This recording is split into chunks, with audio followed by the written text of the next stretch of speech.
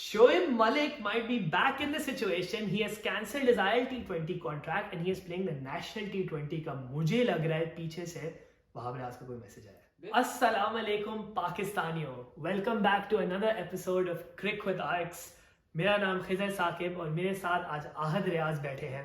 आज हम बात करेंगे कि जो पाकिस्तानी क्रिकेट टीम जंग लड़ने जा रही है ऑस्ट्रेलिया में, बहुत ही मुश्किल सीरीज होने वाली है, टेस्ट सीरीज उसकी, और उसका स्क्वाड आज नए चीफ सेलेक्टर वहाब रियाज ने अनाउंस किया है।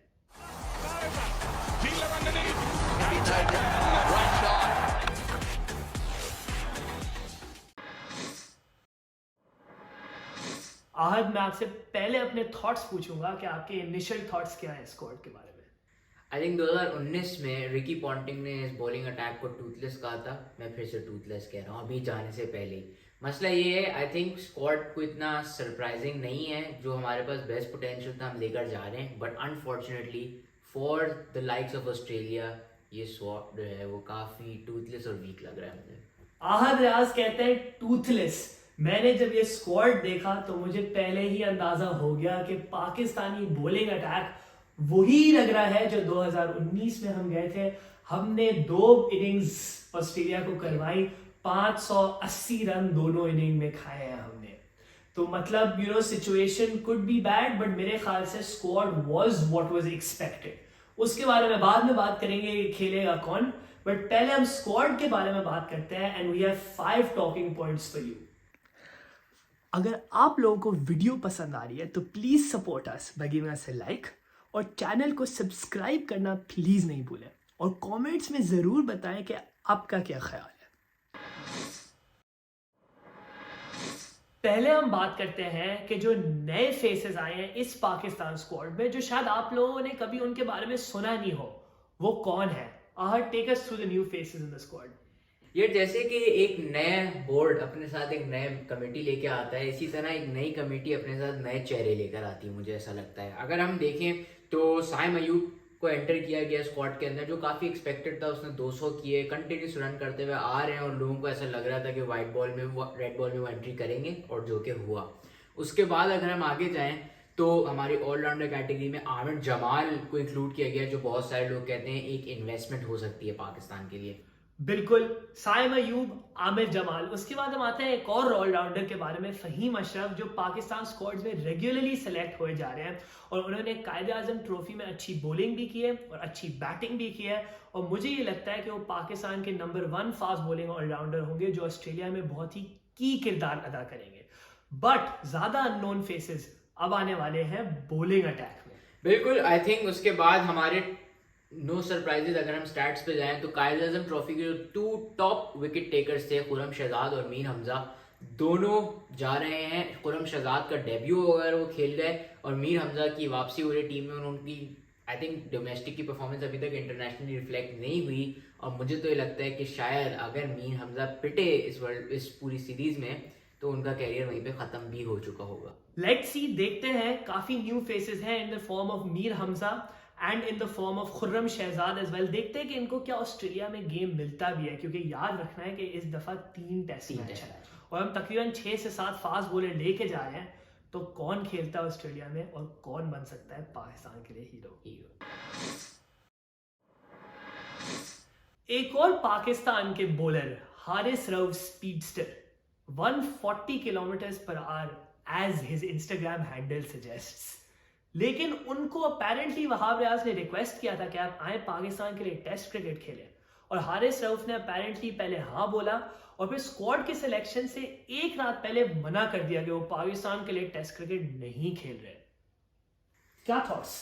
आई थिंक नेटफ्लिक्स का ड्रामा शुरू होने लगा है थोड़ा थोड़ा करके, जैसे आप देखते जा रहे हैं। ठीक है, वहाब आए, उनको थोड़ा सा मेरे हिसाब से तो काफ़ी स्टूपिड स्टेटमेंट था। इस तरह आके आप जो भी बात हो बिहाइंड द बैकग्राउंड आप करें, बिहाइंड द सीन। उन्होंने एग्जैक्टली क्या कहा? उन्होंने आके ये बात कही कि हमने रऊफ को कहा था कि हम आपको लेकर जाना चाहते हैं, और रऊफ उनके मुताबिक फिट भी थे, उनका चेकअप वगैरह सब हुआ हुआ है, उनको वर्कलोड मैनेजमेंट की भी एश्योरेंस दी गई थी, बट उन्होंने रऊफ ने मना कर दिया।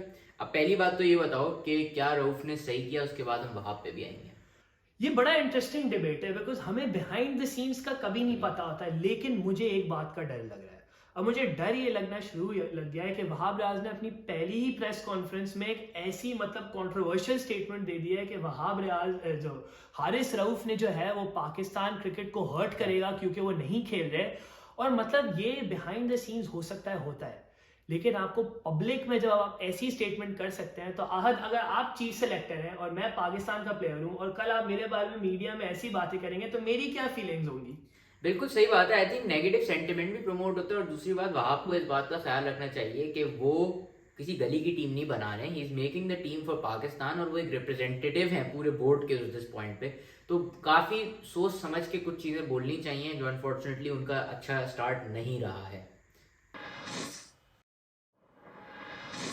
जहां मैंने बात की वहाब की थोड़ी सी इडियोटिक मिस्टेक की, वहीं पे बात करते हैं Wahab as a chief selector कैसे लग रहे हैं अभी तक, जैसे उनका स्टार्ट हुआ है।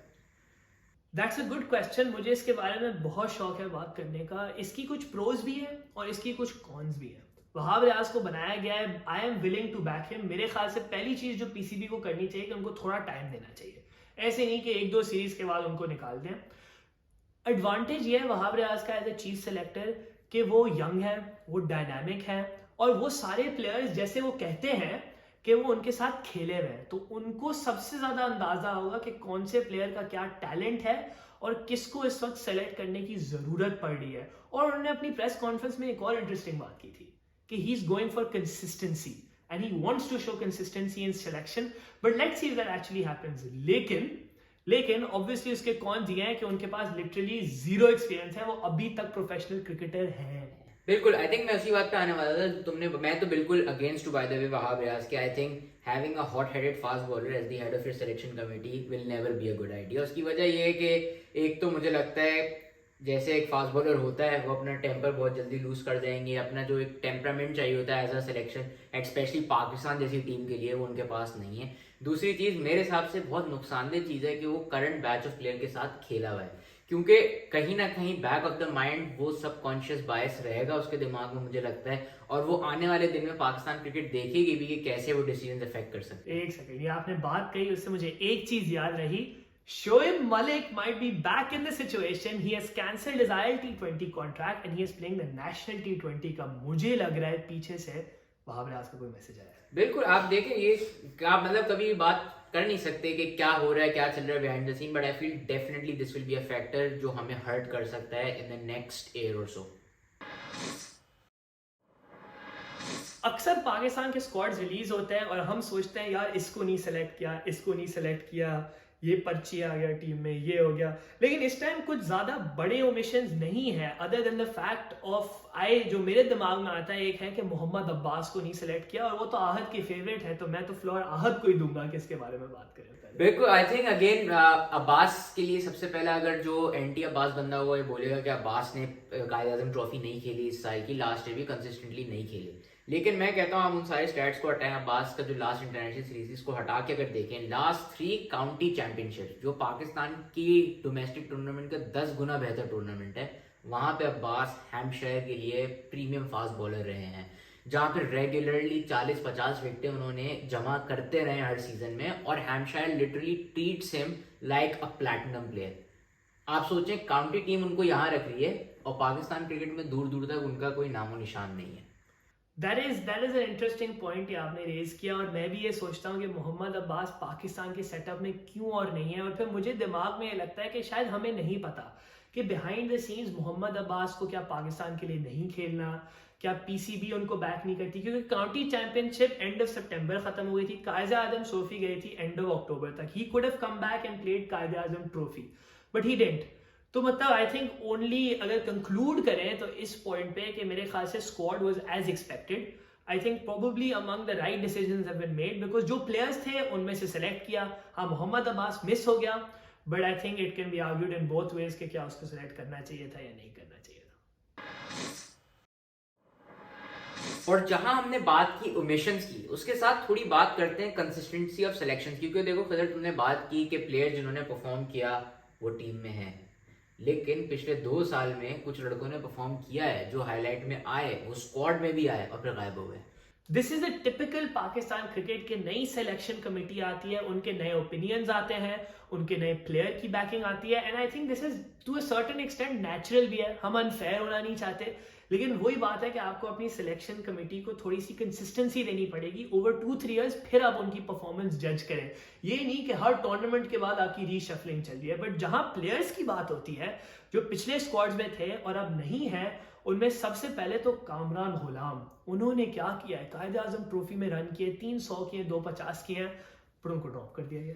I agree. आई थिंक इसमें मैं बात ये करना चाहूँगा कि जितना हम अल्फाज बैकिंग यूज़ करते हैं हमारे वाइट बॉल क्रिकेट में, हम उतना ही उस अल्फाज से दूर भागते हैं अपने टेस्ट क्रिकेट के अंदर।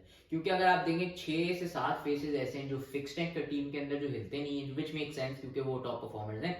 उसके अलावा जैसे आप शर्ट बदलते हैं वैसे आपके बैकअप के प्लेयर्स बदलते रहते हैं, तो वो प्लेयर कभी सेटल हो ही नहीं सकता है क्योंकि उसको चांस ही नहीं मिल पा रहा। और यही वहाब रियाज ने एक्चुअली यही प्रॉब्लम एड्रेस किया था अपनी प्रेस कॉन्फ्रेंस में कि हम एक पूल ऑफ प्लेयर्स बनाना चाह रहे हैं और वो अपनी कंसिस्टेंसी दिखाना चाह रहे हैं। तो प्लेयर्स लाइक मोहम्मद हुरैरा, जाहिद महमूद जो टीम में रहे हैं, you know even Mohammad Nawaz team में रहे हैं काफी टाइम तक, तो देखना ये पड़ेगा।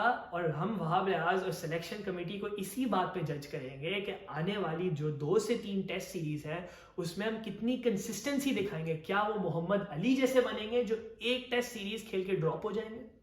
बिल्कुल, आई थिंक देखने की बात है। और इसी अगर हम इसको एंडिंग नोट पे लाएं तो स्क्वाड तो देखें जो हम बेहतर से बेहतर कर सकते हैं तो वो करके जा रहे हैं, लेकिन उम्मीदें नहीं है। आई थिंक आप किसी भी एक रियलिस्टिक पाकिस्तानी फैन से पूछेंगे तो वो तो ये बोलेगा कि मार पड़ने वाली है और बहुत बुरी मार पड़ने वाली है।